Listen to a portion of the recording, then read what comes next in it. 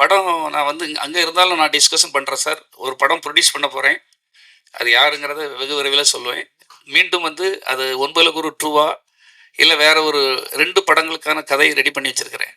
கண்டிப்பாக அதாவது ஒரு நவம்பருக்குள்ள ஒரு படம் அது சீக்கிரத்தில் அனௌன்ஸ் பண்ணிடுவோம் சார். அதுக்கான டிஸ்கஷன் நடந்துட்டு இருக்கு சார். விஜய் சார் தான். ஆமாம். மாநாடு சமீபத்தில் நடந்து முடிஞ்சிருக்கு. ஆமாம். ஸோ கலப்பை ஏற்கனவே தேர்தலில் நின்றுச்சு. ஆமாம். ஆட்சியில் பங்கு வர சொல்லியிருக்காரு. கலப்பை கேட்குமா?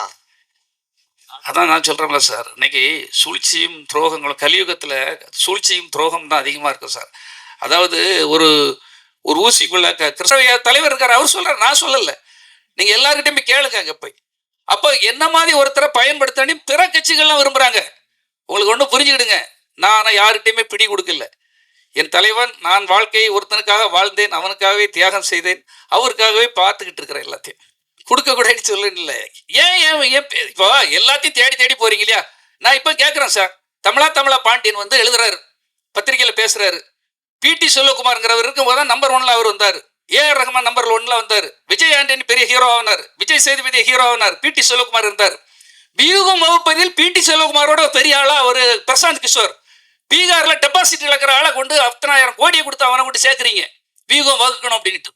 இந்த ஊர்ல என் மண்ணின் புவியியல் அமைப்பு, கட்டமைப்பு, பேச்சாளர், எழுத்தாளர், பத்திரிகையாளர் என்னை விட அவர் சொல்றார் 10 மடங்கு சமம் அப்படின்னு. நீங்க வேணா எல்லாம் பேட்டிகள் இருக்க வேணா பாருங்க. பிரசாந்த் கிஷோரோட 10 மடங்கு வீராதி வீரன், திறமையாளன் பிடி செல்வகுமார்னு பேசியிருக்காரு. உங்களுக்கு அது தெரியும் சார். செல்வகுமார் சார் அதே மேடையில தான் அவர் சொல்லியிருக்காரு, திமுகவையும் பாஜகவையும் நாங்க வந்து எதிர்க்கிறோம் அப்படின்னு சொல்லிட்டு. டிவிகே விஜயை வந்து கலப்பை மக்கள் எதிர்க்குமோ ஒருவேளை எலெக்ஷன்ல, தேர்தலில்? இல்ல, நான் எதிர்க்கணிலாம் சொல்லல சார். என்ன சார், எனக்கும் ஒரு தன்மானம் இருக்குல்ல சார். உங்களை சேர்க்கவே இல்லைன்ட்டாங்க, அப்ப ஆப்போசிட் தானே ஆகுவீங்க. அது காலத்தின் கட்டாயம் தான். நான் இன்னைக்கு வரை நான் இதுக்கு இல்லை. என் தலைவன், நான் அவரை நேசிக்கிறேன். விஜயை வந்து நான் வளர்த்து விட்டவனை எப்படி சார் நான் வந்து அவரை குறை சொல்லுவேன்? நான் அவரை வளர்த்து விட்டோம் சார். வீட்டுக்குள்ளே சாப்பிட்டவங்க, ஒரே குடும்பத்திலிருந்து குடும்பத்தை கடைசி வரை பிரிக்காம இருந்தவன். நான் இருக்கிற ஏதாவது நெகட்டிவான நியூஸ் வந்துதா சொல்லுங்க பாப்போம். ஏன்னா ஒரு மேடையிலேயே அதிமுக இல்ல, காணாம போயிடுச்சுன்னு சொல்லியிருக்காரு. அதிமுக தொண்டர்கள் வந்து இதுக்குதான் ஓட்டு போட போறாங்க அப்படின்ற மறைமுகமா வாங்க அப்படின்னு கூப்பிடுறாரு.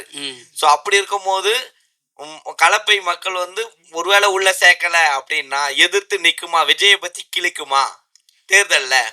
சார், தேர்தலில் வந்து இன்னைக்கு வரை நான் முடிவு எடுக்க முடியாத சூழலில் தான் இருக்கேன். தேர்தல் நிற்காம கூட போகலாம். ஆனால் கண்டிப்பாக நான் நிற்பேன். ஏன்னா என்னுடைய மக்கள் அனைவரும், அதாவது நீ வந்து அதிகாரம் இல்லாமல் இவ்வளவு செய்கிற, நீ அதிகாரத்துக்கு வந்தால் பிடி செல்வகுமார் என்ன செய்வார், அவருடைய ஆளுமை என்ன அப்படின்னு அந்த மக்கள் பேச ஆரம்பிச்சிருக்காங்க. நம்மளை கண்டிப்பாக வரணும்னு எல்லாரும் விரும்புகிறாங்க. ஆனால் நான் வாரேன், என்னையும் சேர்த்துடுங்க. ஏன்னா விஜய் சாரை பற்றி உங்களுக்கு தெரியும். அவருடைய வளர்ச்சிக்கும் அவருடைய அந்த ஏற்றத்துக்கு நான் ஒரு காரணமாக இருந்தது. என்னுடைய முதல் தளபதி அவர் தானே சொல்லி சந்திரசேகரும் பேசியிருக்காங்க, விஜயும் பேசியிருக்காங்க. எல்லா மேடையிலும் உங்களுக்கு தெரியும். 9 குரு மேடையில முதல் எல்லா மேடைகளிலும் பேசியிருக்காங்க. அப்ப அந்த முதன்மை தளபதி ஏன் வீழ்த்தப்படுகிறான்? சரி, இன்னைக்கு வர நான் என்ன அப்படி தப்பு பண்ணிட்டேன்? பத்திரிகையாளர் உங்களுக்கு எல்லாருக்கும் தெரியும். எங்கேயா நான் அவ்வளவு பெரிய ஒரு ரவுடியா, இல்ல தவறானவனா, இல்ல ஏதாவது தப்பு பண்றவனா தெரியாது இல்லையா? சரி, நான் தப்பே பண்ணிருக்கட்டும் சார், என்ன மன்னிக்க கூடாதா? அவ்வளவு அப்படி என்ன தப்பு பண்ணிடுவேன்? ஒரு படம் ஃபெயிலியர் ஆகி போச்சு சார். சரி, என்ன ஏன் மன்னித்து ஏன் உள்ள எடுக்கக்கூடாது? எம்ஜிஆர் எத்தனை வரை மன்னிச்சிருக்காரு, ஜெயலலிதா அம்மா எத்தனை வரை மன்னிச்சிருக்கிறாரு, கலைஞர் எத்தனை வரை மன்னிச்சிருக்கிறாரு. என்ன ஏன் மன்னிச்சு எடுக்கக்கூடாது? கடைசி வரை அதை எதிர்பார்த்துட்டு இருக்காங்க. நான் என்ன தப்பு பண்ணேன்னு எனக்கே தெரியல. அப்படியே தவறு பண்ணியிருந்தால் கூட நான் மன்னிப்பு கேட்க தயாராக இருக்கிறேன். ஏன் நீங்க எனக்கு மன்னிப்பு தரக்கூடாது? என்ன மாதிரி ஒரு வீரனை இழக்க ஏன் நீங்கள் விரும்புகிறீர்கள்? நான் எதிர்கூடாரத்தில் போய் அங்க பணியாற்ற எனக்கு பிடிக்கல. என்னை கூப்பிட்டுட்டு தான் இருக்காங்க. 3 கட்சியிலுமே என்ன கூப்பிடுறாங்க. அதுதான் உண்மை. கன்னியாகுமரி மாவட்டத்தில் தொகுதி அதை உளவுத்துறை ரிப்போர்ட் என்ன சொல்லியிருக்குன்னா, ஒரு பத்திரிகையிலும் எழுதியாச்சு, கலப்பை மக்கள் இயக்கம் பிடி செல்வகுமாருடைய ஆதரவு இல்லாமல் எந்த கட்சியும் அங்கு வின் பண்ண முடியாதுன்னுட்டு புள்ளி ஓரத்தோட போட்டு விட்டாச்சு. சரி, ஏன் என்ன எடுக்க உங்களுக்கு என்ன தயக்கம்? யார் தடுக்கிறாத? எதிரியா இருந்தா கூட ஒரு செந்தில் பாலாஜி ஏன் அதிமுக இருக்கவர டிஎம்கேல எடுக்கிறாங்க, டிஎம்கேல இருக்கிறவர ஏன் ஏடிஎம்கேல எடுக்கிறாங்க, ஏடிஎம்கேல இருக்கிறவங்க ஏன் பிஜேபியில் எடுக்கிறாங்க? திறமையாளர்களோ யாரோ ஒருத்தன் அந்த தொகுதியில் வில்லனா இருக்கவன், சாமர்த்தியம் உள்ளவனை எடுக்கிறது தான் சாதுரியம். ஏன் என்ன எடுக்க உங்களுக்கு தயக்கம்? சார் இப்ப என்ன ஆமா. சார் இப்ப எப்பவுமே நீங்க வந்து இப்போ ரொம்ப காலத்துக்கு முன்னாடில இருந்து விஜய் ரசிகர் மன்றத்தை வந்து கட்டுக்கோப்பா வச்சிருந்தீங்க, நீங்களும் உங்க அப்பாவும் சேர்ந்து. ஆமா. இப்ப வந்து அந்த கட்டுக்கோப்பு இருக்கா? இப்ப வந்து நீங்களே பாப்பீங்க சோசியல் மீடியால எல்லாரும் சொல்ற விஷயம் தான். அவங்க ஒரு கட்டுக்கோப்பை கிடையாது. எது சொன்னாலும் மீறி மீறி அந்த ரேம்ப் வாக்ல ஏறுவாங்க. என்ன பெண்களை வந்து மாநாட்டு கூட்டினு கூட சொன்னா கூட கூட்டின்னு வராங்க, குழந்தைங்களும் கூட்டின்னு வராங்க. அதெல்லாம் எப்படி பாக்குறீங்க? சார் நான் தான் சொல்றேன்ல சார். உங்களோட சார் இது நீங்க தம்பி, நம்ம வந்து என்னுடைய பார்வை வேற, உங்க பார்வை வேற, அவர் பார்வை வேற. என்னுடைய பார்வையா இருந்திருந்தா நான் ஒழுக்கத்தோடு ஒரு உதாரணத்துக்கு சொல்றேன் தம்பி. ஒரு நிமிஷத்தை கேளுங்க. விஜய் அவங்க தந்தையார் ஒரு ரொம்ப சிக்கனமானவர், உங்களுக்கு தெரியும். அப்ப வந்து விஜய் வந்து ஏதாவது நாங்க அப்பவே ஒரு இயக்கம் தொடங்கலான்னு கலப்பை மக்கள் விஜய் மக்கள் இயக்கம் தொடங்கலான்னு சொன்ன உடனே மாநாடு போடணுங்க. மாநாடு போடுறதுக்கு பட்ஜெட் இல்லை. நேர ஆஸ்கர் ரவி வந்து ஆடியோ ரிலீஸ் பண்ணனாரு. அப்ப பாருங்க என்ன சாதுரியம் என்று பாருங்கள். ஆடியோ ரிலீஸ் பண்ணோன்னா எவ்வளவு சார் பட்ஜெட்னு? 1.5 லட்சம் அப்படின்னாரு. சார் ஒரு 3 லட்ச ரூபா தர முடியுமா அப்படின்னு. என்ன எதுக்கு அப்படின்னாரு. நான் ஒரு திறந்த வெளியில கிட்டத்தட்ட ஒரு 2-3 லட்சம் பேரை கூட்டுறேன், ரசிகர்கள் பப்ளிக்கை கூட்டுறேன். ஒரு மாநாடு மாதிரி ஆக்கி அங்க ரிலீஸ் பண்ணுவோம் ஆடியோவை. வேலாயுதம் படம் அப்படிதான் ரிலீஸ் பண்ணேன். ஒரு மாநாடு நடக்கிறது, 5 பைசா ஒரு ஹீரோவுக்கு செலவு கிடையாது. ஒரு இடத்த கிரவுண்டை ஃப்ரீயா வாங்குற சிஎஸ்ஐ கிரவுண்டு, அப்படியே அந்த லெட்டர் எடுத்துட்டு போய் அப்படியே கமிஷனர்கிட்ட போய் பெர்மிஷன் வாங்குறேன், எல்லா செக்யூரிட்டியும் கரெக்ட் பண்றேன். ஒரு ஆளு கிடையாது என் கூட. நான் எதுக்கு சொல்றேன்னா, நான் என்ன செய்தேங்கிறத சொல்றேன் தம்பி. இது வந்து ஒரு இப்படி அவருக்கு சாதுரியமாக வேலை பார்ப்பதற்கு தெரியணும்ல. எல்லாமே கொஞ்சம் கொஞ்சமா உங்களுக்கு தெரியணும். நான் என்ன செய்திருக்கேங்கிறது உங்களுக்கு தெரியணும் சார். கட்டுக்கோப்பா இருக்காங்க இல்லைங்கிறத நான் சொன்னாம எனக்கு திரும்ப அவருக்கு எனக்கு இதை பிரச்சனை உருவாக்க நீங்க பிளான் பண்றீங்க சார். சார் எங்க சார்? சார் சார் பெரும்பாலும் மக்கள் நாம பத்திரிகையாளர் இல்ல பிடி செல்வகுமார் சார், பெரும்பாலும் மக்கள் நல பணிகள்லாம் பாத்தீங்கன்னா ஒரு இயக்கம் ஆரம்பிக்கப்படும், ஒரு அமைப்பு ஆரம்பிக்கப்படும். ஒரு கட்டத்துல பாத்தீங்கன்னா ஆட்சி கைப்பற்றணும், அதிகாரத்தை கைப்பற்றணும் அப்படின்னு அரசியல் கட்சியா மாறும். சோ இந்த கலப்பை இயக்கம் ஒரு கட்டத்துல அரசியல் கட்சியா மாறுமா? கண்டிப்பாக அரசியல் இயக்கமா மாறும். அதுக்குள்ள எல்லா இதுவும் என்கிட்ட இருக்குது. துணிச்சல் இருக்கு. நான் சொல்றேன் இல்லையா, வீழ்ந்து போவேன்னு சொல்ல அந்த பீனிக்ஸ் பறவை வந்து உங்களுக்கு உதாரணமா சொன்னேன். பத்திரிகையாளர்கள் யாரும் அவ்வளவு ஈஸி, எல்லாருக்குள்ளயும் உங்களுக்குள்ள திறமை உண்டு. நான் ஒரு பத்திரிகையாளன், எப்படி என்ன வீழ்த்த முடியும்? தனிநபராக தானே போராடிட்டு இருக்கேன். இப்ப யாருடைய பேக்ரவுண்ட்ல நான் பண்ணிட்டு இருக்கிறேன் சொல்லுங்க பார்ப்போம். தனிநபர், இது தனிநபரின் படை. என்கிட்ட வேணா கொஞ்சம் படையா இருக்கலாம், ஆனா நிச்சயமாக அது வந்து மிகப்பெரிய அளவில் நீங்களே பேசுற அளவு உங்க கை எப்படி எழுதுக்கு வரும். இப்படி ஒருத்தர் இருந்திருக்காங்கிற வரலாறு என்னன்னா தெரிஞ்சே சிலவங்க தப்பு பண்ணுவாங்க. இவரை எப்படி நம்ம போயிட்டா அவங்களுக்கு அவங்க இது போயிடும். ஒண்ணு அதான். இப்ப நம்மள மாதிரி ஒரு சிந்திக்க தெரிஞ்சவன், நல்லா பேச தெரிஞ்சவன், உண்மையை சொல்ல தெரிஞ்சவன், கட்டுக்கோப்பா கட்டமைப்பை உருவாக்க தெரிஞ்சவன். கட்டமைப்பை நம்ம தானே உருவாக்கணும். இப்ப இந்த 4-5 வருடமா என்ன அவர் மேல போயிட்டாரு. அதை அறுவடை செய்வதற்காக வரப்பட்டவர்கள். பறவைகள் அங்கே தண்ணீரோ அங்க எல்லாம் வற்றி போயிட்டா அற்ற நீர் பறவை போல அவ்வளவு பறந்து போயிடும். நாங்கெல்லாம் எல்லா கஷ்டத்திலையும் நின்றவங்க. எத்தனை பிரச்சனைகள் இருந்தாலும் காவலம் படத்துல 1000 பிரச்சனைகள், ஆளுங்கட்சினால அத்தனை பிரச்சனைகள். ஒரே ஒரு ஆளை என்ன மட்டும் தான் விடுவாங்க. முன்னில நெல்லு கர்ணன் மாதிரி நெல்லுன்னு என்னதான் விடுவாங்க, நான் தான் நிற்பேன்.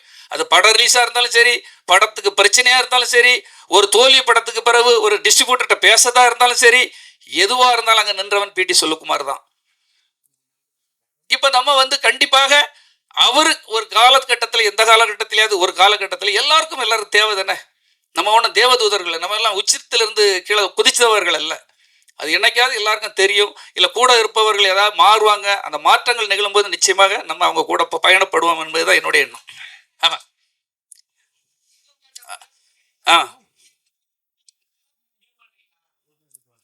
சார் நான்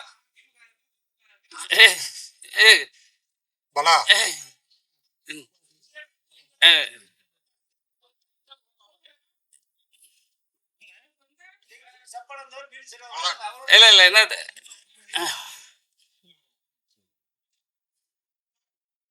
சார் அடுத்த ஷோக்கு டைம் ஆச்சு சார். சரி, ஃபைனலா ஒன்று சொல்லிடுறேன். ஃபைனலுக்கு கேட்டுருங்க. அதாவது எந்த காலமும் இதே போல இருக்காது. இன்னைக்கு நிரந்தர எதிரிகளும் கிடையாது, நிரந்தர நண்பர்களும் கிடையாது, துரோகமும் கிடையாது, நட்பும் கிடையாது. என்னைக்காவது ஒரு நாள் நல்லது நடக்கும். நம்ம சேவை செய்யறோம். அப்படி இல்லை என்றால் கூட காலம் தீர்மானித்தால் தனித்து நின்று கூட கண்டிப்பாக நான் ஜெயிப்பேன். அந்த நம்பிக்கை எனக்கு இருக்கிறது. எது வேணாலும் செய்வேன். பைலான் சார் ஏதோ பேசணுங்கிறாங்க, பேசுவாங்க.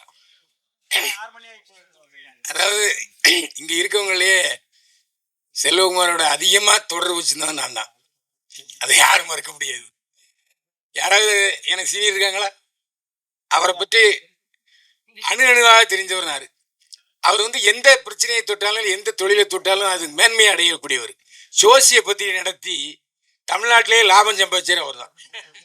இல்லைன்னு யாருக்கா உங்களுக்கு தெரியுமா? அந்த மாதிரி நான் இப்போ உங்களுக்கு கேள்வி கேட்குறது என்னன்னா, நீங்கள் பத்திரிகையாளர், பத்திரிகை உரிமையாளர், நிருபர், PRO, production manager, production executive, தயாரிப்பாளர், இவ்வளவு பன்முகங்கள் கொண்ட உங்களுக்கு பிடிச்ச தொழில் எது? மனநிறைவை தந்த தொழில் எது? அம்மா உங்ககிட்ட தான் கேட்குறேன். கடைசியில் யார்கிட்ட நான் அவங்ககிட்ட கேட்குறீங்களா? எனக்கு பிடித்த தொழில் இப்பவும் சொல்றேன் சார். திரும்பவும் பத்திரிகை நிருபராக வந்து கேள்வி கேட்டு எனக்கு எழுத்து தான் ஆசை. ஆனால் சூழல் வந்து என்னை வந்து ப்ரொடியூசர் ஆகிட்டு டைரக்டர் ஆகிடுச்சு. இன்னைக்கு கலப்பை மக்கள் இயக்கம் மூலமாக எனக்கு சர்வீஸ் இயக்கம் வந்துடுச்சு. இயக்கம் மூலமாக நிறைய தொண்டாட்டிட்டு இருக்கேன். இது நல்ல மன திருப்தி இருக்குது. மீண்டும் எனக்கு பத்திரிகையாளராக வரணும்னு எனக்கு ஆசை இருக்கிறது. அதான் உண்மை. நன்றி. நன்றி நன்றி சார். இன்னைக்கு டாக்டரேட் பட்டம் வந்து பிடி செல்வகுமார் சாருக்கு வந்து கிடைச்சிருக்கு. அது என்ன சொல்லாங்கன்னா, அவங்களுக்கு அது ஆனர் இல்லை, டாக்டரேட் பட்டத்துக்கு வந்து அது ஒரு ஆனர். ஏன்னா அது வந்து பிடி செல்வகுமார் சாருக்கு வந்து கிடைச்சிருக்கு. ஸோ சார், நான் உங்களை வாழ்த்துறேன் அந்த விஷயத்துக்காக. இங்கே வந்து மேடையில் உட்காந்துட்டு இருக்கிற எல்லா ஜாம்பவான்கள் நிறைய விஷயங்கள் அவங்கள நிறைய கிரேட் லெஜெண்ட்ஸோட கம்பேர் பண்ணாங்க. பட் பிடி செல்வகுமார் சார் வந்து நீங்கள் யாரோடய வந்து கம்பேர் பண்ண முடியாது. ஏன்னா அப்படிப்பட்ட ஒரு ஆள் அவங்க. என்னென்னா, நாங்கள் இண்டஸ்ட்ரியில் வரும்போது ஒரு எக்ஸாம்பிள் வந்து செட் பண்ணுவாங்க தெரியுமா? நம்ம பிறந்ததுக்கு முன்னாடி வந்து நிறைய லெஜெண்ட்ஸ் வந்து இருந்திருப்பாங்க. ஸோ அவங்க எல்லாம் நம்ம பார்க்குறோம். லைவாக கூட நம்ம ஷூட் பண்ணிட்டு இருக்கும்போது பார்த்துட்ருப்போம். பட் செல்வகுமார் சாரை வந்து நாட் ஒன்லி நான் சினிமாவில் அவங்க லெஜெண்டாக இருக்காங்க, ரியல் லைஃப்லேயும் அவங்க ஒரு லெஜெண்டாக இருக்காங்க. அவங்கள நான் ரொம்ப பியூட்டிஃபுல்லாக எம்ஜிஆர் சார் கூட வந்து கம்பேர் பண்ணுவேன். என்னென்னா, அவங்களோட இதயம் வந்து, அவங்க ஹார்ட் வந்து எம்ஜிஆர் சார் மாதிரி, அண்ட் அவங்களோட பாடி வந்து இட்ஸ் லைக் பிடி செல்வகுமார் சார் மாதிரி. எம்ஜிஆர் சாரை வந்து நாங்கள் யாருமே வந்து பார்க்கல. பிகாஸ் நான் பிறக்கிறதுக்கு முன்னாடியே இன்னமும் நம்ம ஹார்ட்டில் வந்து அவங்க இருந்துகிட்டே இருக்காங்க, தலைவர் வந்து. பட் ஒருத்தங்க அந்த ஈக்குவலாக அவங்கள கம்பேர் பண்ண போனோன்னா, ஐ திங்க் பிடி செல்வகுமார் சார் வந்து அப்படி இருப்பாங்க. அண்ட் சார், மற்ற யாருமே வந்து உங்களை கம்பேர் பண்ண முடியாது. மற்ற எந்த டைரக்டர் இருக்கட்டும், ப்ரொடியூசர் இருக்கட்டும், எந்த இப்போ இருக்கிற பொலிட்டிக்கல் லீடரோட கூட நம்ம கம்பேர் பண்ண முடியாது. ஏன்னா அவ்வளோ rarest of rare person. I think நம்ம மட்டும் இல்லை, இன்றைக்கி 125 மூவிஸ் வந்து அவங்க ரிலீஸ் பண்ணியிருக்காங்க. ஸோ இண்டஸ்ட்ரிக்கு வந்து அது எவ்வளோ பெரிய ஒரு யூனோ சப்போர்ட்டாக இருக்க போகுது. ஸோ எப்போவுமே வந்து ஒரு மணி, பவர் இல்லை பொசிஷன்ஸ் ஒரு ஆளுக்கிட்ட எப்போவுமே இருந்ததுன்னா, ஒரு மனிதன்கிட்ட எப்போவுமே இருந்ததுன்னா, அது நான் மட்டும் யூஸ் பண்ணணும்னு மட்டும் வைக்காம, நான் என்னோட பொசிஷனோ என்னோட பவர் வந்து மற்றவங்களுக்கு வந்து அது உதவியாக இருக்கிற பர்சன் மட்டும் தான் ஒரு கிரேட் லீடராக வந்து இருக்க முடியும். ஸோ நாங்கள் நிறைய ஈவன் கொரோனா டைம் இருக்கட்டும், நிறைய கோவிட் டைமில் பார்க்கும்போது நிறைய பேருக்கு அவங்க உயிருக்கு கூட அவங்க பயப்படாமல் எவ்வளோ ஏழை பீப்புளுக்கு போயிட்டு அவங்க உதவி பண்ணியிருந்தாங்க. ஸோ சார், இந்த டாக்டரேட் பட்டம் வந்து டாக்டரேட் பட்டம் வாங்குறதுக்கு மட்டும் இல்லை, டாக்டரேட் பட்டத்துக்கே நீங்கள் வந்து ஒரு அழகு சேர்த்துருக்கீங்க. ஸோ என்னோட வாழ்த்துக்கள். உங்களை வாழ்த்துற அளவுக்கு எனக்கு அவ்வளோ எக்ஸ்பீரியன்ஸ் இல்லை சார். உங்களுக்கு நிறைய ஸ்ட்ரென்த்தும் நிறைய பலம் உங்களுக்கு இன்னும் கடவுள் வந்து கொடுக்கணும். So thank you so much.